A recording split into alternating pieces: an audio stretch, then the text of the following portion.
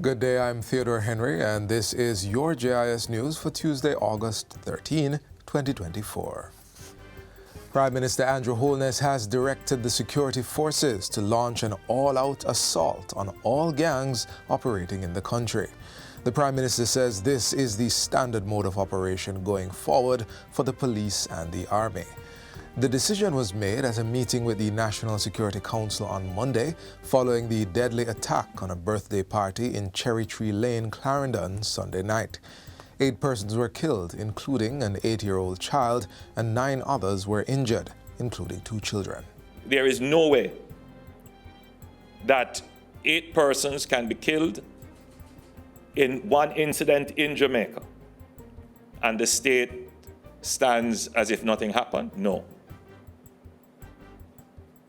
Every gang member, every gang will feel the full force of the state today.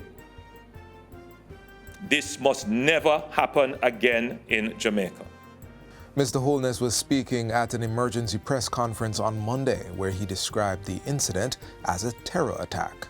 He pointed out that in the past 2 years, the number of active gangs had reduced from 380 to 185, and now there is a pivoting by gangs to regroup.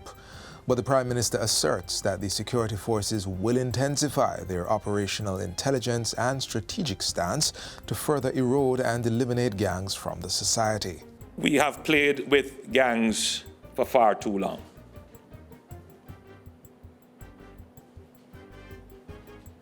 We have treated them as if they were Robin Hoods. Communities have been too sympathetic to them. Communities have given them succor and protection. We must use this as the opportunity to draw the line finally in the sand and to separate the gangs from our communities. Meanwhile, the government is pursuing cooperation with the United States Department of Justice to ensure persons living in that country who are connected to Sunday's killing spree are brought to justice. Based on police intelligence, Prime Minister Andrew Holness has indicated that persons living overseas are involved in the fatal shooting incident. Without saying too much, Mr. Holness reveals that last year, a list with 31 names of persons of interest were given to the U.S. authorities. When we visited the Department of Justice, we met with several entities in law enforcement in the United States, and our cooperation continues with them, which is why I've said that in this particular instance, where we know that there are connections overseas, we will be pursuing it, given the channels that we have opened. It was also reported that persons in prison are also believed to be connected to the incident. National Security Minister Dr. Horace Chang says a number of interventions have been made to limit these kinds of interactions, including amending legislation in 2021 to institute severe penalties for the breach of contraband entering correctional facilities. In addition, he says a contract has been signed for closed-circuit cameras to be installed in correctional facilities and to build out the intelligence system. Work is proceeding. We have a new Director of Corrections who has extensive experience in the security area and working with the entire corrections service to, in fact, strengthen our intelligence product from the area as well as, and apply the law as required. Prime Minister Andrew Holness and a team toured Cherry Tree Lane in Clarendon yesterday to see firsthand the site of the deadly attack and meet with victims. Mr. Holness asserted that all resources of the state would be given to the security forces to apprehend the players of organized armed violence. Whether it is the financing, whether it is the international cooperation, whether it is the legislative support, will be made available to the security forces to pursue this relentlessly. They must either meet a judge or meet their maker, whichever they choose. But Jamaica cannot countenance this kind of crime.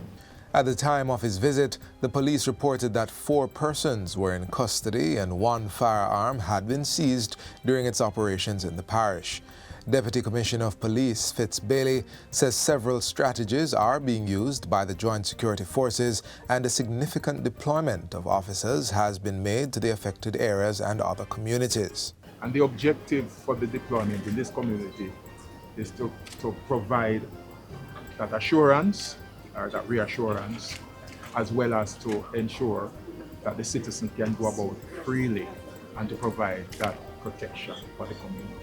A 4-day curfew is currently in place for central and southern Clarendon, as well as St. Catherine North and South. Sunday's brutal gun attack in Clarendon has also sparked response from the Ministry of Education and Youth, which has committed to providing counseling and support services to the families and broader community. Portfolio Minister Favour Williams expresses particular grief at the death of a student of the Four Paths Primary and Infant School and the hospitalization of a 1-year-old child who remains in critical condition. In condemning the attack, Minister Williams describes the incident as a harrowing reminder of previous such tragedies.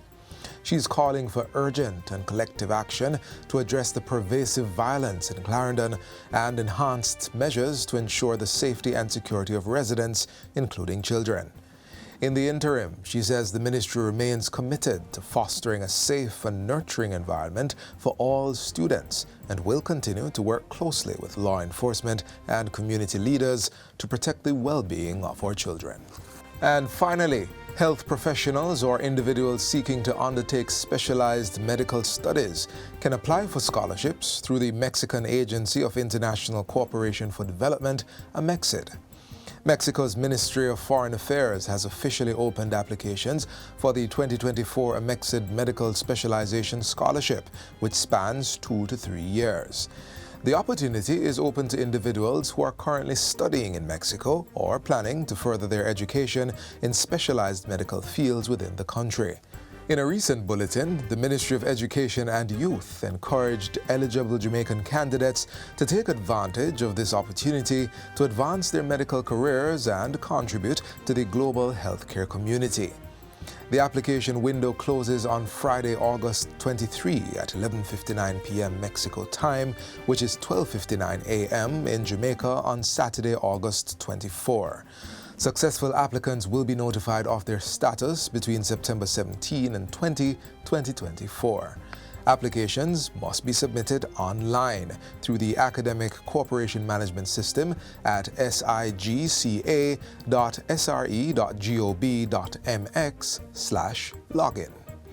For further information, contact the Acting Assistant Director of the Bilateral Relations Department at Jamaica's Ministry of Foreign Affairs and Foreign Trade at 876-676-4028-30, extension 30705. Interested candidates can also email corey.white@mfaft.gov.jm. And that's it for JIS News Today. I'm Theodore Henry. Thanks for watching.